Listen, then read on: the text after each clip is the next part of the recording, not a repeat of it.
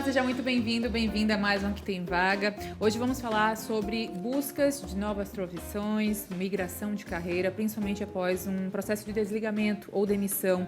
Vamos ouvir Kelly Stark, consultora de RH e especialista em desenvolvimento de pessoas, minha convidada. Seja muito bem-vinda, Kelly. Muito obrigada, eu agradeço.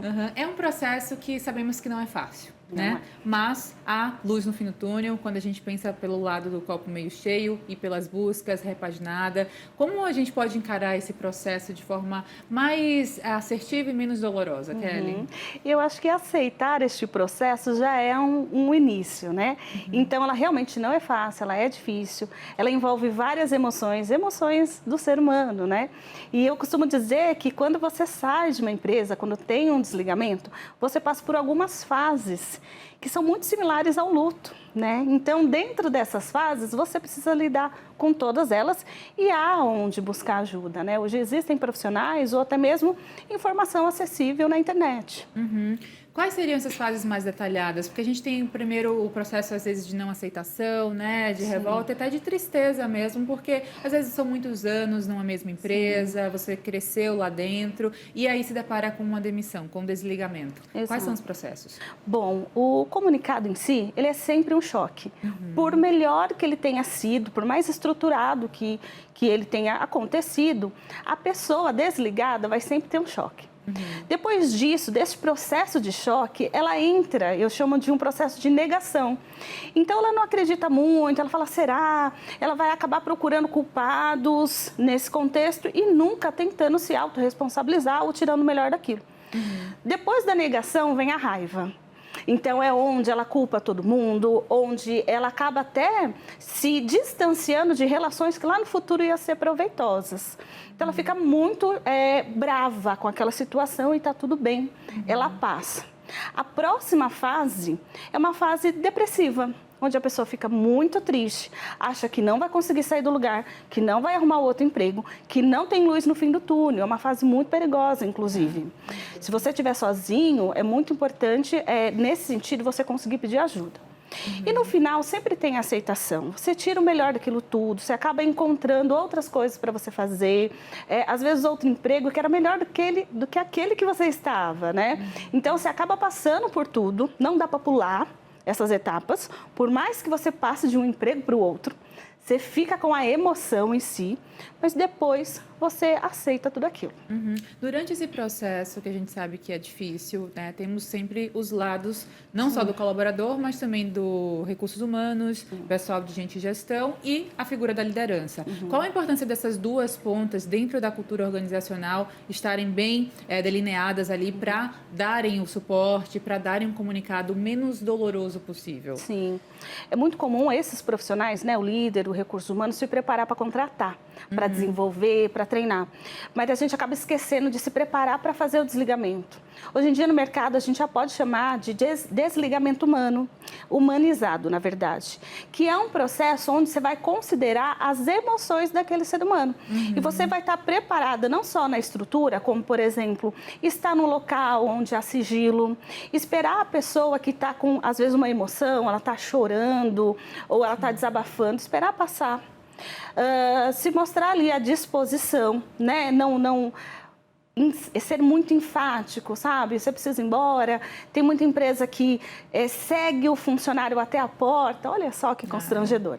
Então, tudo aquilo para minimizar o impacto, né? Então, os profissionais, eles precisam com certeza estar atento nisso. Pois é, com certeza. Até porque a gente fala, e você já apontou sobre a preocupação com saúde mental, por exemplo, que é um momento bem delicado, de tipo, como é que eu vou fazer? Até o desespero bate, né? Quando você não tem nada em vista, por exemplo. E isso é muito importante também a gente lembrar sobre a constância do networking, como ele é importante para, tipo, momentos assim, quem é que eu vou acionar? Onde eu vou buscar emprego, né? Que são aquelas perguntas que vêm à tona na cabeça. Exato.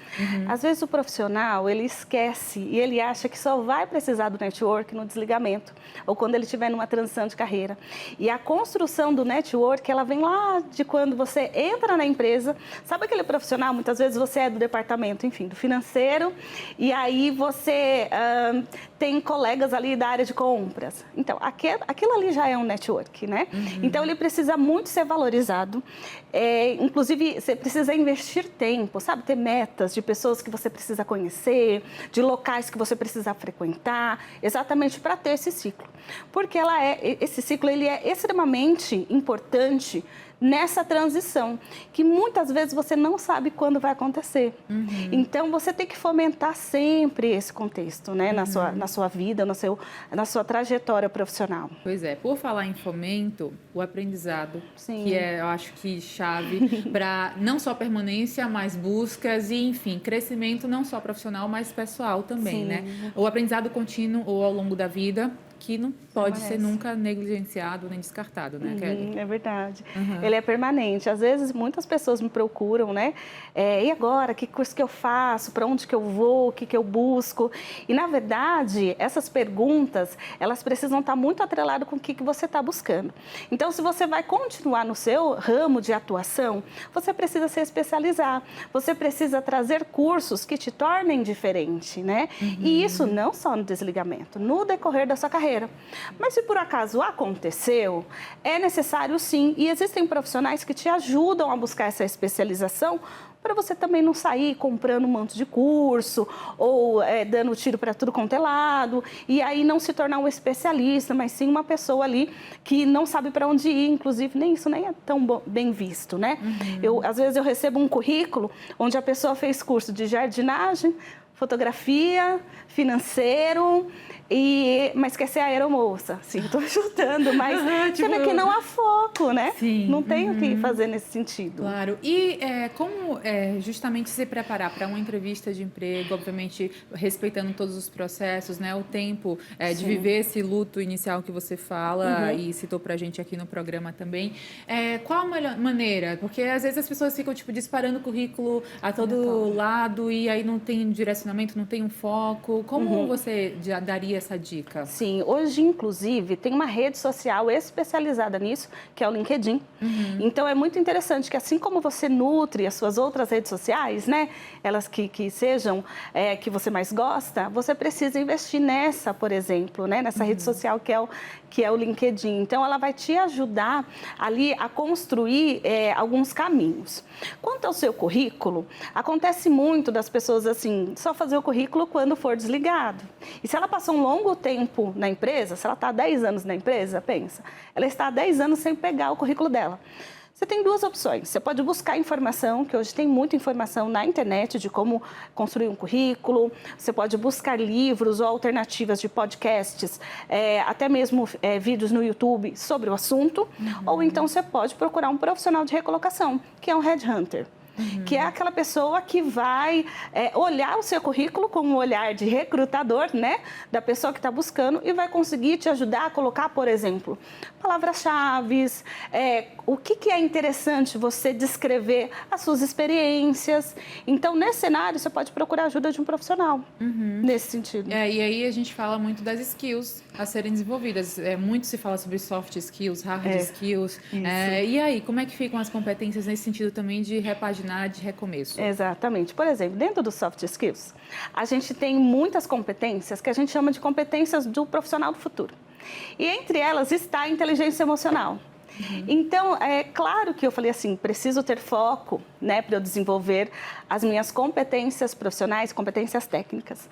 Mas também eu preciso fazer um curso de inteligência profissional, inteligência emocional, um curso de gestão de conflitos, gestão de pessoas, de liderança. E isso tudo vai fazer com que você aumente aí a sua bagagem dentro dessas competências, Por falar nessas questões envolvendo todo o desenvolvimento e tal, temos muito a inteligência artificial atualmente, né, Kelly? Como é que a gente pode também utilizar prós desse tipo de artifício, né, de inteligência, de tecnologia, para ser nosso aliado? Porque muita gente também teme a substituição de certos cargos, emprego, pela própria tecnologia. E não é bem por aí, né? Quem sabe seja um momento também de a gente, olhar para isso como uma oportunidade de, vou mudar de carreira? Peraí, para onde eu vou? Como eu faço? Né? A inteligência artificial tá com tudo.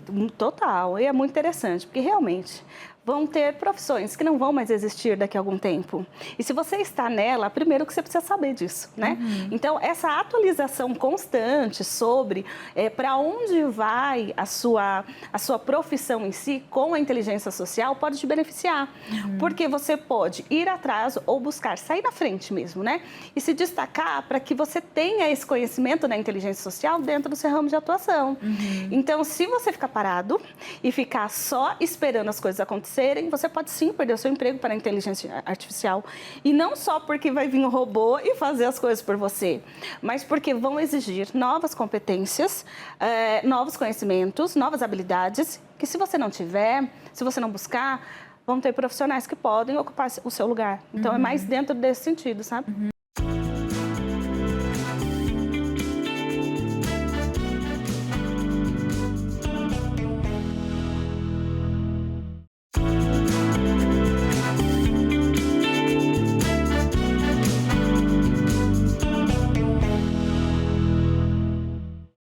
Kelly, quando a gente fala de demissão ou de desligamento, não tem como não falar de turnover, que é esse índice de rotatividade que, quando desequilibrado, quando muito constante, pode prejudicar o quadro, né, de colaboradores e o próprio desenvolvimento da empresa mesmo.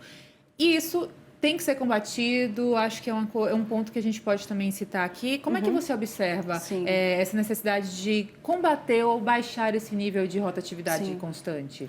Bom, primeiro que o impacto do turnover dentro da empresa, a gente pode citar alguns. Por exemplo, tem um impacto financeiro.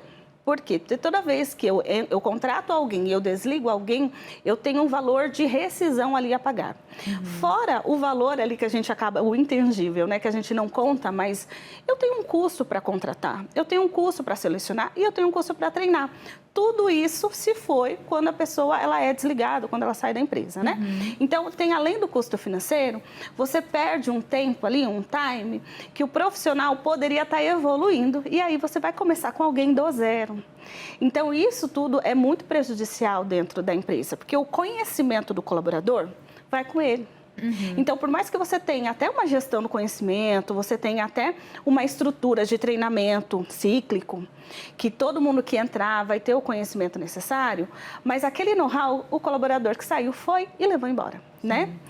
E agora, olhando um pouco para o lado do colaborador, a pessoa que ela não tem, digamos assim, uma estabilidade na sua carreira, ela não consegue ficar muito tempo nas empresas, né? Ela está sempre, tem o ditado popular, né? Pulando de galho em galho.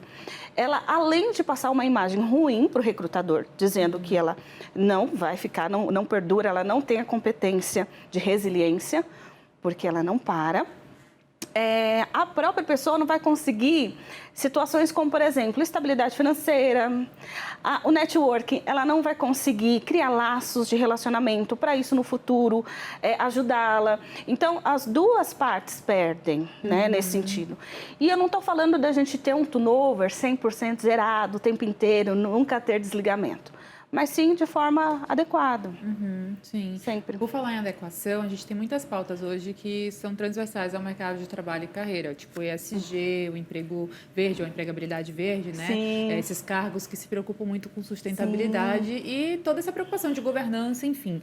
O profissional, seja ele na empresa, desligado, em busca de, precisa estar atento também a isso, né? Senão fica para trás. Exatamente. Porque eu acho que essa questão, olhar para o ambiente, ele é o nosso futuro, né? Então, hoje em dia, se você tem um profissional, por exemplo, de recursos humanos, que não consegue fazer ou apoiar a empresa a estar mais próspera, né? Ou a aproximar a empresa do meio ambiente, estar mais adequada, não consegue fazer uma governança de aproximar, por exemplo, da diversidade, né? De a gente ter mais mulheres na liderança, que faz parte também. Você não consegue apoiar a empresa a crescer. Hoje em dia tem empresas que elas só crescem se elas tiverem o selo, né? E isso é muito importante, né? Eu acho que a gente ouve falar muito sobre isso, né? Então os profissionais eles precisam estar atualizados nesse sentido. Quando falamos de questões geracionais no mercado de trabalho, essa nova geração são os nômades digitais, né? Essa galera mais jovem que tô aqui, mas amanhã posso não estar, e aí o salário também não é tudo, né? Se eu não tiver com um propósito alinhado com a empresa, eu não fico. Qual também o olhar que a gente pode dar para essa nova geração em termos não só da rotatividade que a gente já comentou, em termos também de um crescimento, né? De carreira, um planejamento de carreira também, Kelly? Sabe o que eu vejo hoje? Eu vejo um mercado, assim, né? Falando um pouco de empresas muito exigentes, né? Na contratação, na produtividade, o que é normal e inerente. E eu vejo aí essa geração que está buscando propósito, é uma geração que prefere o home office, né? Independente de salário, e prefere mais qualidade de vida do que a carreira que lhe é proporcionada e tudo mais. A questão é que ambos precisam se adequar nessas situações. Então, quando eu tenho uma empresa que ela traz esse contexto, né, de olha, a gente está engessado e a gente só vai contratar profissionais em tal área ou com tanto tempo de experiência. Eu sempre trago um olhar, mas será que uma diversidade, será que uma flexibilidade para a gente conseguir juntos fazer um alinhamento? Eu acho que o engessamento das partes é ruim. E no meu ponto de vista como profissional de recursos humanos, eu acredito que tem pontos que a empresa precisa olhar para essa nova geração e aprender com ela, sabe? E renovar, inovar e estar preparado, inclusive estruturalmente, para atender essa turma assim, nova que está vindo aí. Sim, além dessa questão de se espelhar nessa geração, né, o aprendizado que a gente pode tirar, porque a gente fala dessa troca e realmente, quando a gente olha para um profissional mais sênior e outro mais jovem convivendo no mesmo ambiente, há uma troca que, se bem aproveitada, é bom para todos os dois lados. Sim, a diferença se potencializa. O aprendizado mútuo acontece quando eu te acrescento algo que você não tem e você, vice-versa, acrescenta algo que eu não tenho. Só que precisa de uma estrutura que proporcione isso. Se a gente taxar uma verdade absoluta, nenhuma das duas partes acaba crescendo, sabe? Evoluindo.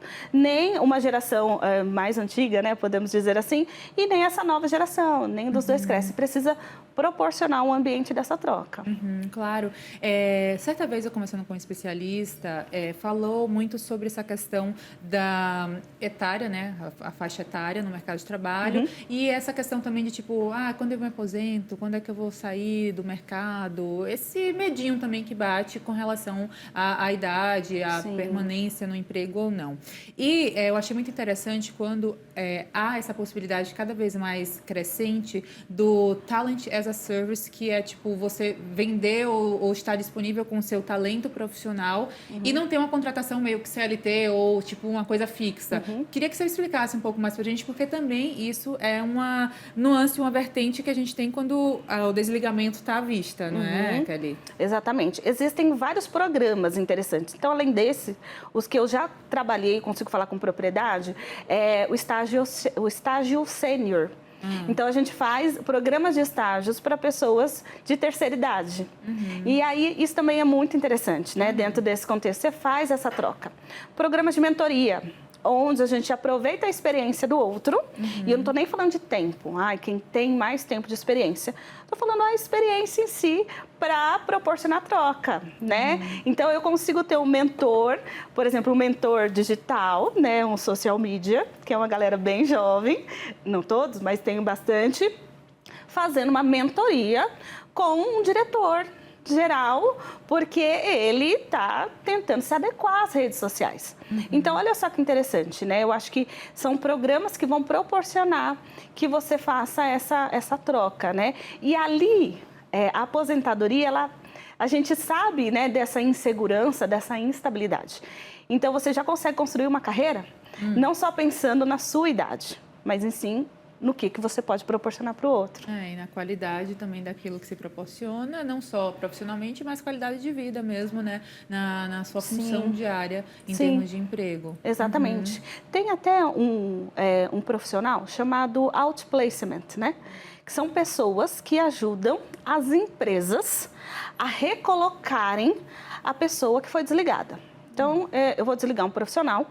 Olha só que interessante. Esse profissional, eu sei que ele está há anos né? E que provavelmente ele nunca olhou um currículo, é aquele que não tem um LinkedIn, que você sabe que vai ter dificuldade para uma recolocação. E aí a empresa contrata o outplacement para apoiá-lo durante um período, normalmente é 3, 6, tem alguns que fazem até 1 ano de acompanhamento. Então você sai da empresa com uma pasta, um cartão, já com um coach, que vai te ajudar você a se recolocar. E por que a empresa faz isso? Por um olhar humanizado. Isso diminui a probabilidade, por exemplo, de ações trabalhistas. Sabe aquela fase da raiva? Sim. Que você está muito bravo com tudo? Não quero saber de nada. Todo mundo é culpado, tá vendo? Eu sabia que era meu chefe. Então, é dentro dessa fase da raiva que o outplacement ajuda aquela pessoa. Então, dentro do olhar humanizado mesmo, né? E aí o RH, eu já acompanhei vários colaboradores que saíram da empresa e, através da ajuda da empresa, arrumaram outro emprego. Então, isso é muito interessante também, né? Vir nesse contexto. Kelly, tem uma palavra que sempre eu levo para a vida, me acompanha nas minhas atitudes, no meu pensamento e tal, que é resiliência. Sim. E essa palavra eu estou vendo nesse livro, que aqui Rótulos Não Me Definem, da sua autoria. E eu gostaria mais de saber sobre todo o processo de produção, o que é que a gente pode encontrar nele, porque essa questão dos rótulos no mercado de trabalho também é algo que a gente tem que olhar, tem que colocar luz sobre o assunto. A gente fala de diversidade e inclusão, falamos de equidade, enfim. Queria saber mais a respeito e parabéns, inclusive. Muito obrigada. Obrigada.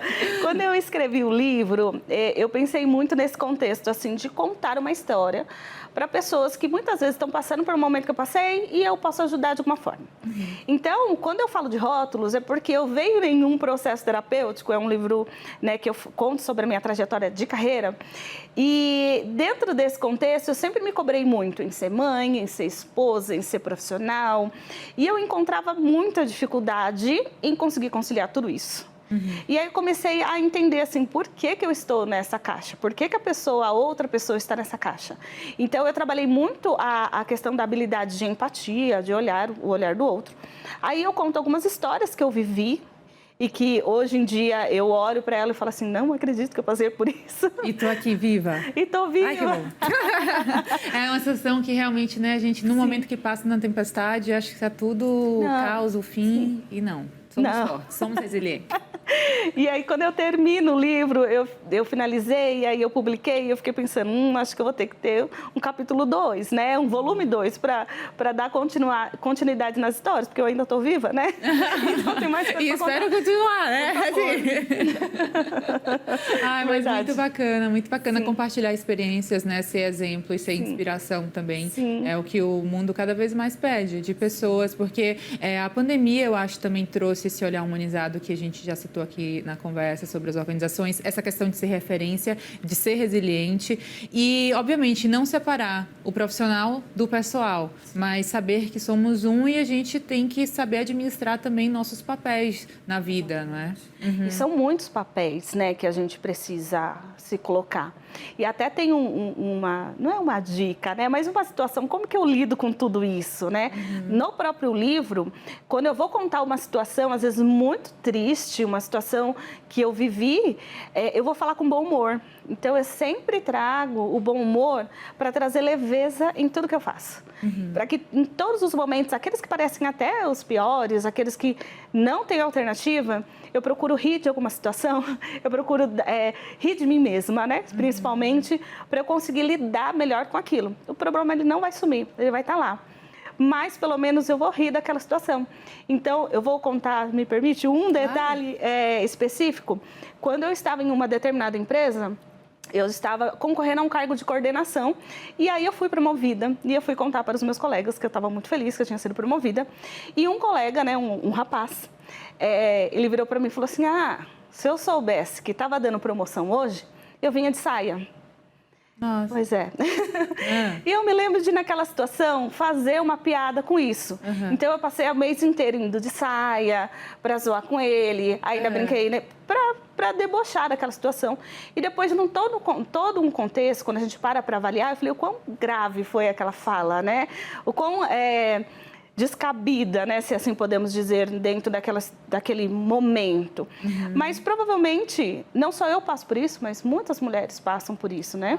Então, é mais uma resiliência, assim, conseguir lidar, traumas ficaram, mas eu consigo assim, ir trabalhando com eles ao longo do tempo. Sim, claro, você desconstrói uma situação e até constrange mesmo aquela pessoa que foi autora da palavra, da frase, porque não é cabível mesmo e deve realmente ser, né, combatido esse tipo de atitude, e mesmo que seja com leveza e com humor, que também é um dos melhores caminhos que a gente tem para pessoas, né, que agem dessa maneira descabida mesmo, né, Kelly? Quando a gente ri, até parece que o problema fica menor, mas não fica. Mas a gente rindo, a gente torna ele de uma forma percebível, assim, pra gente, bem menor, assim, bem menor, né? Dentro desse sentido. Poderia ter, ou a intenção que a pessoa que faz quer que tenha, né? Sim, exatamente. Então, tem várias histórias engraçadas, até dentro do Recursos Humanos, que eu menciono, que eu já passei e que pessoas podem ter passado por isso dentro do livro, né? E eu acho que é contínuo, né? Quando a gente olha para uma situação, acabei de perder um emprego, vamos tirar o melhor disto. Eu não estou dizendo para você ter uma, chamam de positividade tóxica, né? Não estou dizendo para você ser feliz o tempo inteiro, né? Mas para você conseguir forçar um olhar positivo, forçar um olhar mais leve, mesmo com problema estando ali. Muito obrigada por suas contribuições aqui com a gente. Bom trabalho sempre, até a próxima. Obrigada. E para você que nos acompanha também, muito obrigada por sua companhia e audiência. Além aqui da telinha, você pode acompanhar o Que Tem Vaga no YouTube Band Jornalismo. Até o próximo programa.